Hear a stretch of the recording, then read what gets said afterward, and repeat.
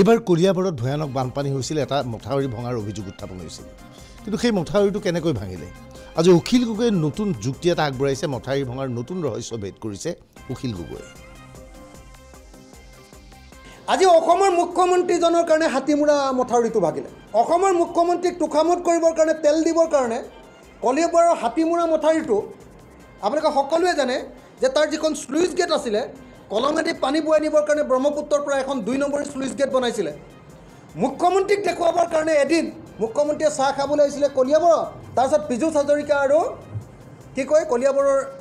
কেশৱ মহন্তই তেল মাৰিবৰ কাৰণে তুখামত কৰিবৰ কাৰণে আমাৰ কলঙেদি পানী বৈছে চাওঁ বুলি দেখুৱাবৰ কাৰণে আগফালৰ মথাউৰিটো জেচিপি লগাই ভাঙি দিলে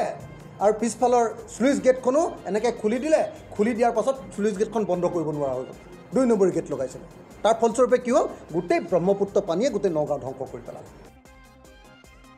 অখিল গগৈৰ যুক্তি কিমান নাজানো প্ৰকৃততে মুখ্যমন্ত্ৰীক তেল মাৰিবলৈ গৈ স্লুইচ গেট এনেকৈ খুলি দিছিল নেকি সেই কথাও আমি নাজানো